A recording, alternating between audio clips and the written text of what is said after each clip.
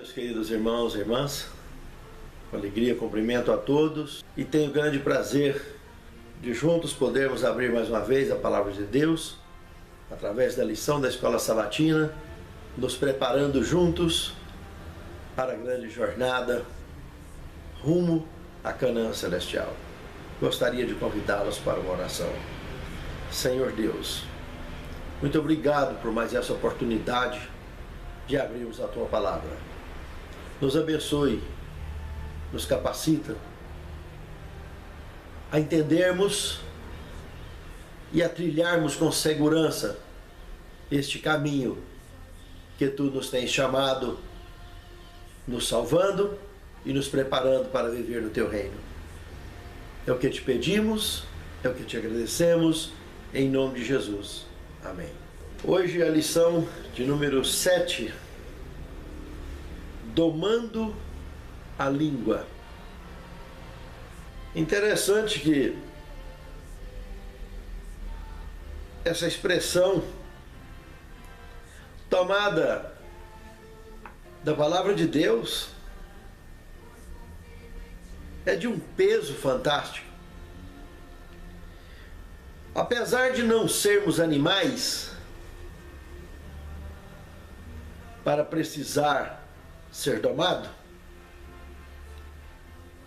mas nós temos um órgão no nosso corpo que, infelizmente, sem controle, e que na maioria das vezes se manifesta assim, mais parece um animal do que um ser humano. Existem dois tipos de domas para ser praticado. A convencional é o sistema bruto, é batendo, é com chicote. E, infelizmente, a maioria das pessoas são masoquistas. E eu não sei que prazer que pode existir em aprender apanhando. Mas, infelizmente, algumas pessoas se especializam nesse tipo de doença. Mas a outra espécie de doma é a doma gentil.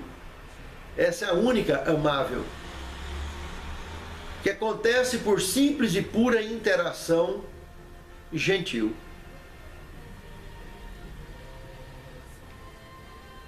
Já ouviu dizer aquela expressão, quem conversa demais dá bom dia a cavalo? De fato, meus amados, na vida amorosa, na vida comercial, na vida espiritual, falou besteira, conversou demais, passou da medida e entorna o copo. Você pode perder um grande amor, você pode perder um grande negócio, e você pode perder uma grande oportunidade de levar uma alma aos pés de Cristo, porque não tem domínio sobre a língua.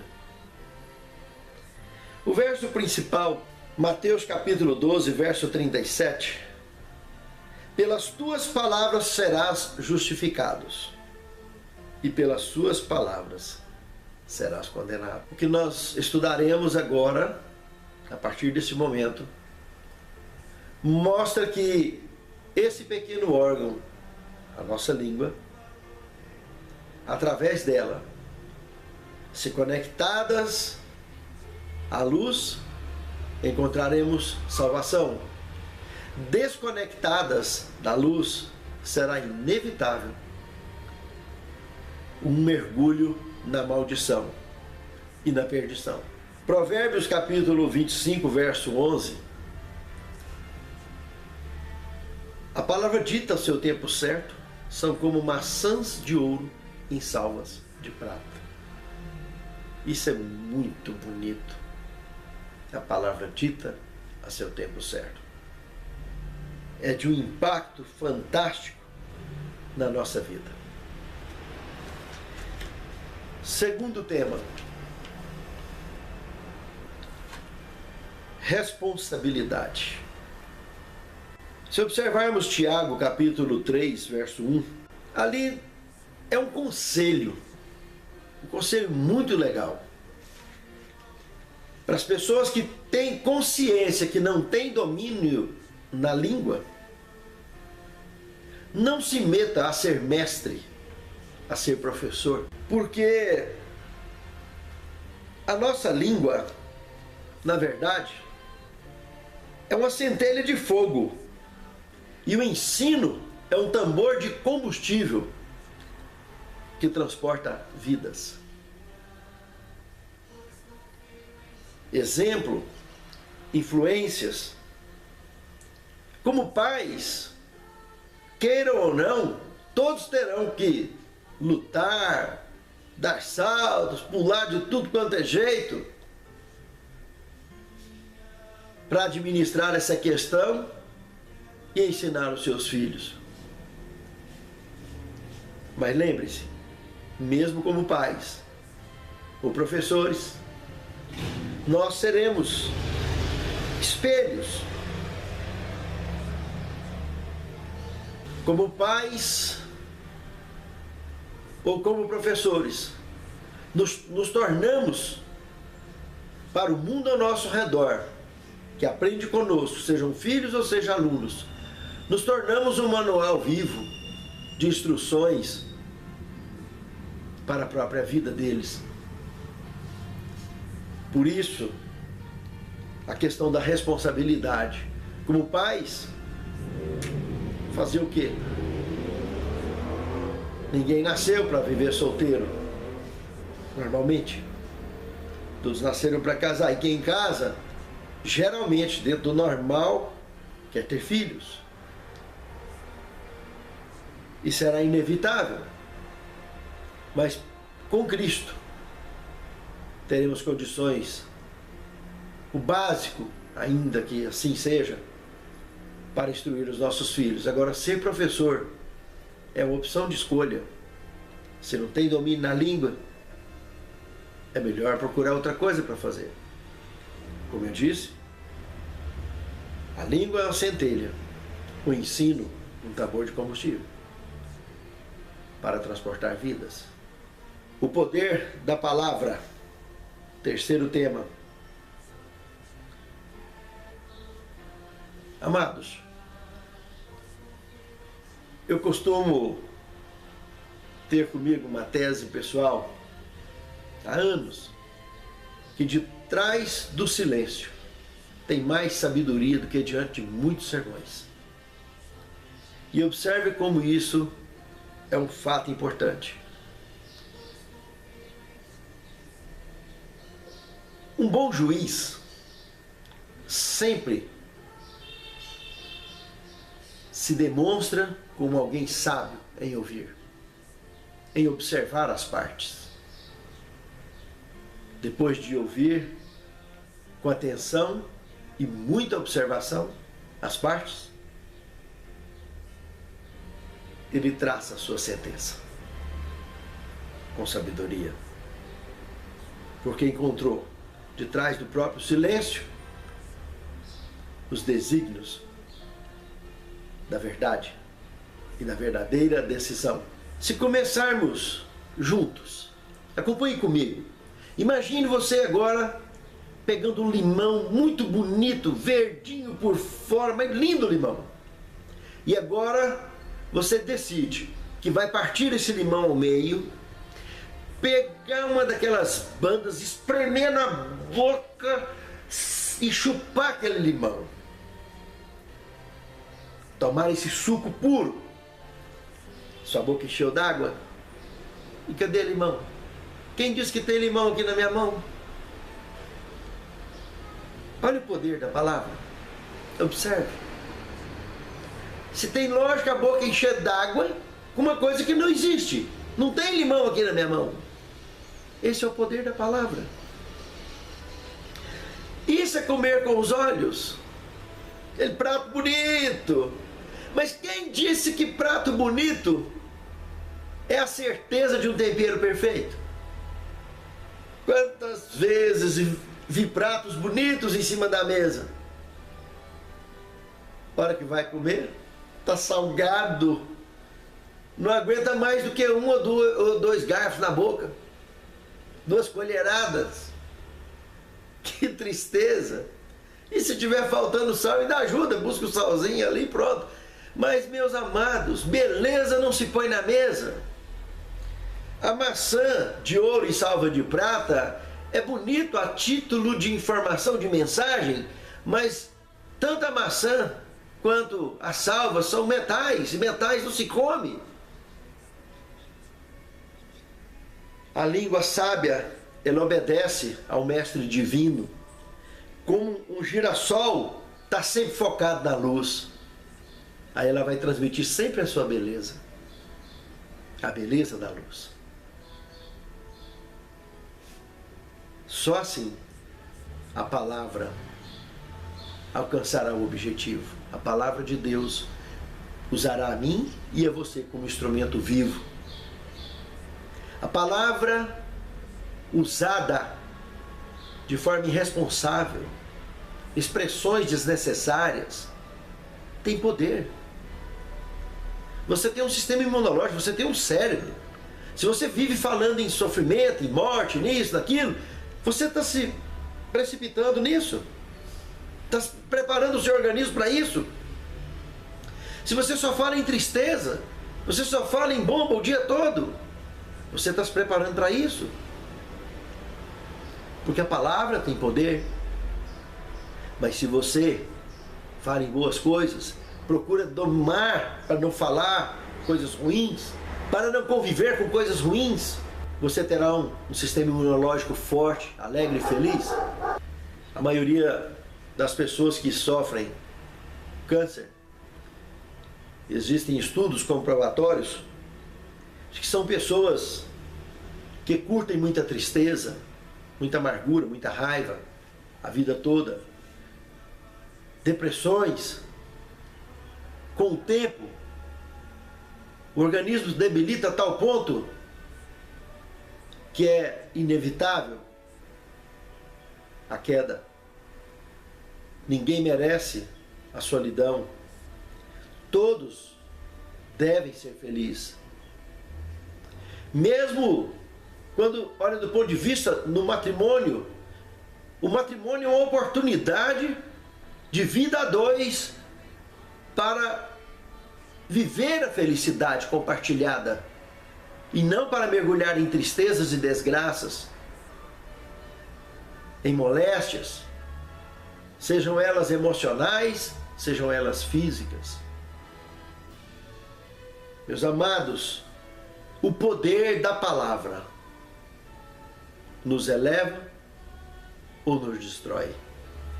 A escolha é nossa. Quarto tema: pequenas coisas são as grandes coisas. Pequenas entre aspas. Tirado de Tiago, capítulo 3, verso 3 ao 5, podemos observar ali 3 comparações que ele faz. Primeiro, ele comenta do freio que se coloca na boca dos cavalos, e com esse freio nós conseguimos governar o corpo todo daquele animal. Ele está ilustrando isso com a nossa língua, com o poder de equilíbrio e controle da nossa língua. Ele faz uma segunda comparação. O leme do navio, tão pequenininho, movimenta o casco inteiro do navio. Imagine, que comparação mais feliz. E terceiro, ele compara a língua com a centelha de fogo. Mas aqui eu gostaria de chamar a atenção para um detalhe interessante. Onde está o controle na centelha? Parece que não tem, né? Ah, mas tem. Num grande incêndio, os bombeiros habilitados devidamente para essa função, com fogo controlado, com centelhas controladas, eles conseguem controlar grandes incêndios para facilitar a extinção do fogo. Fogo controlado. Do contrário, só resta Só resta a segunda comparação da centelha, que é a que todos já nascem sabendo. Que ela queima e sai por fogo para todo lado. Esse fogo destruidor, pecaminoso, destrói não só as pessoas que são atingidas por nossas centelhas, mas destrói a gente mesmo. Porque ao nos tornarmos pessoas destruidoras por palavras, nos tornamos antipáticos. E as pessoas antipáticas, ninguém quer ficar perto. De longe, quando se percebe aquela centelha caminhando na direção, as rodinhas vão desmanchando. Pode ser na porta da igreja, na família. Já viu que as pessoas chatas, que ninguém aguenta ficar perto? Pois é, porque tem cara de carvão queimado. Mas a qualquer hora ele acende e põe fogo em quem está perto. Porque ele anda com um copo na mão de combustível e com a centelha na outra. Aonde ele chega, ele está jogando combustível e centelha. E ninguém aguenta aquilo mais. Em lugar nenhum. A palavra de Deus chama atenção nossa no Evangelho de Lucas, no capítulo 9, do verso 51 ao 56, especialmente o verso 51 e o 56, por coincidência, tem a abertura e o fechamento dessa mensagem. Na abertura, apesar de estar no início do Evangelho, está revelado um ponto que é do final do Evangelho. Ali comenta que Cristo estava prestes à ascensão já, ou seja, isso foi após a sua ressurreição. Ele, com um grupo de apóstolos, de discípulos, indo em direção, quem sabe, já para ir para a ascensão, para ir embora, quando ele estava indo para subir ao céu, ele atravessa por Samaria pela última vez. E as pessoas de Samaria o rejeitaram, porque perceberam que o grupo todo estava indo para Jerusalém e a inimizade com todo o ministério de Cristo não foi abrandada. Aquela inimizade nacional, tradicional. Evidente que mais alguém lá do poço de Jacó, dentre outros, poucos, que quem sabe conseguiram quebrar essa resistência, puderam segregar a população, mas como um todo, eles continuaram rejeitando a Cristo. E lá de Jerusalém, quantos então nem se fala? Os que o assassinaram, todos moravam lá em Jerusalém, e para lá ele estava indo, porque ali, naquele lugar, um dia, aquele Monte das Oliveiras vai partir no meio, vai metade em direção ao norte, metade em direção ao sul, e a cidade santa pregou o sermão da montanha. Dali, ele subiu aos céus, e dos céus ele vai voltar para ali. E eu e você, estaremos com a turba que o rejeitou? Ou estaremos com ele? Se estivermos com ele, amém?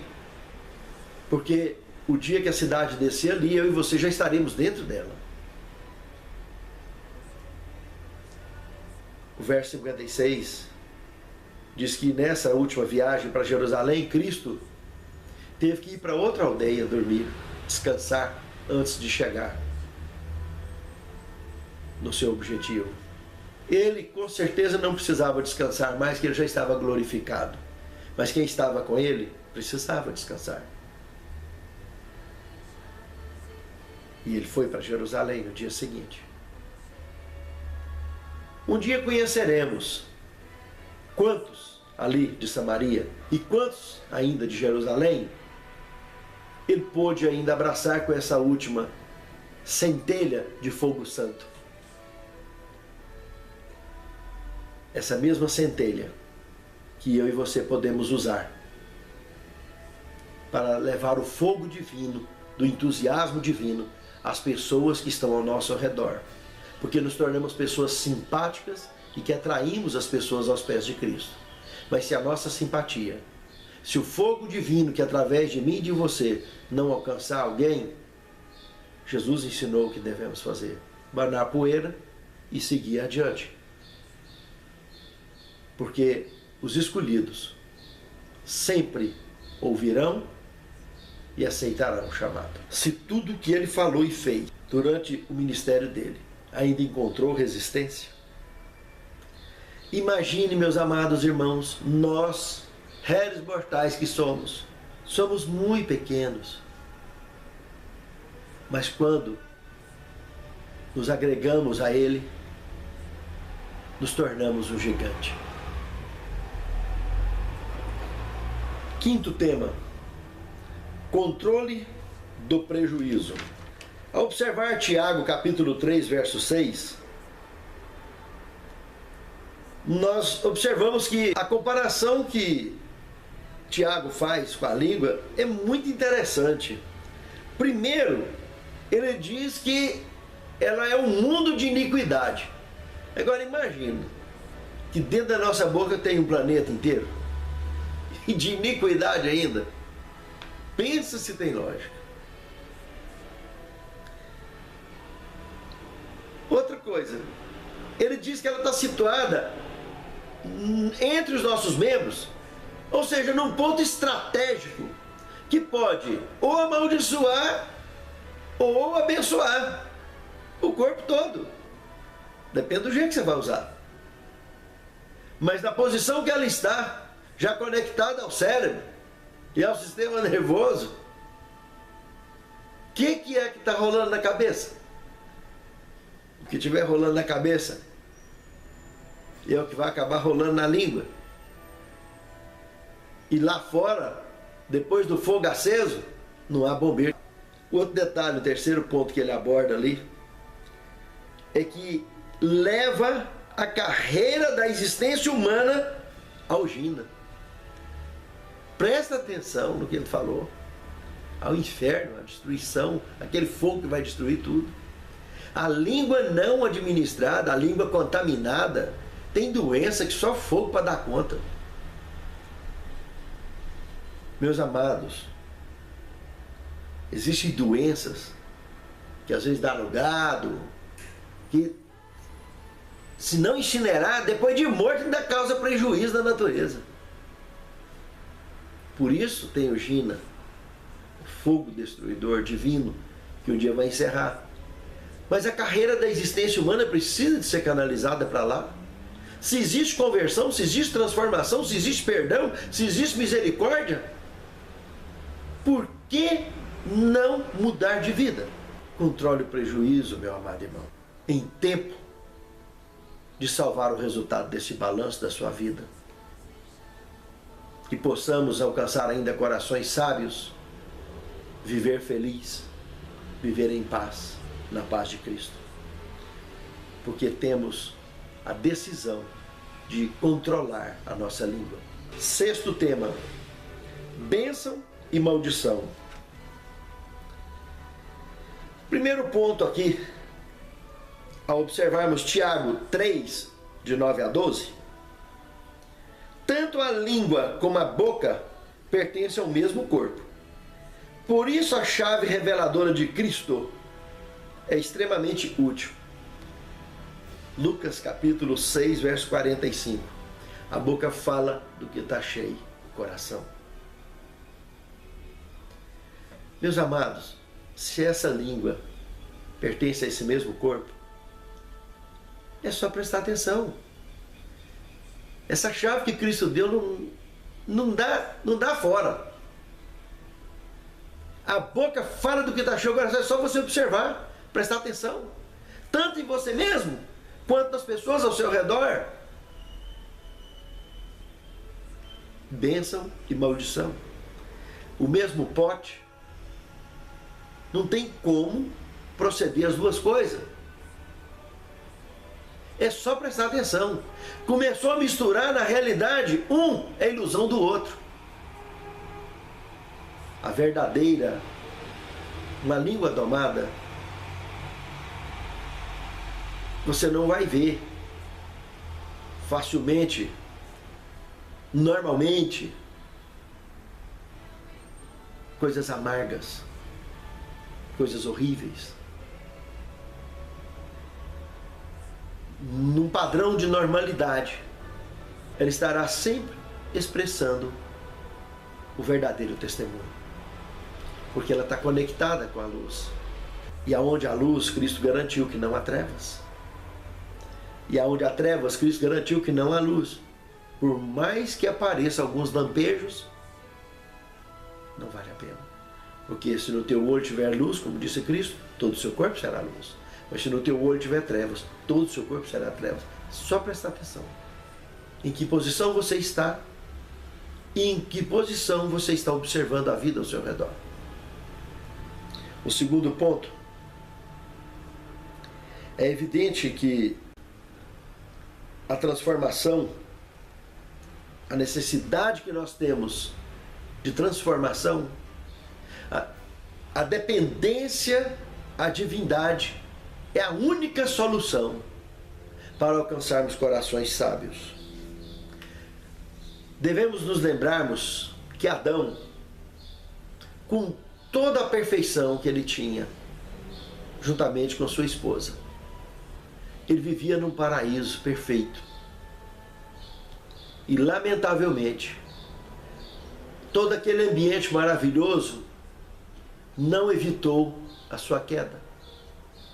Cristo, por outro lado, o segundo Adão, ele esteve no deserto, em pleno deserto, nada que agradava às vistas. E ele foi vitorioso, ele não caiu. O ambiente, o aspecto visual, não é o que determina o nosso destino, mas as nossas escolhas determinam o nosso destino. Se escolhermos corretamente, seremos vitoriosos em qualquer ambiente. E a dependência da divindade em nossa vida é o grande segredo de alcançarmos essa vitória. Do contrário, não vai ter ambiente, seja igreja, seja o paraíso, seja onde for, será inevitável a queda, porque não houve conexão com a verdade. Não houve conexão com a palavra. Não houve conexão com o Santo Espírito de Deus. Mas se houver conexão, nos tornaremos vitoriosos e proporcionaremos a vitória de pessoas ao nosso redor. Sétimo tema, o poder da fala. Eu gostaria de citar a parábola de Jesus, página 337, 338. Grandes pensamentos, aspirações nobres, claras percepções da verdade, propósitos altruístas, anelos de piedade e santidade, produzirão frutos em palavras que revelam o caráter do tesouro do coração. Se Cristo for assim manifestado em nossa linguagem, Ele terá o poder de conquistar almas para Ele.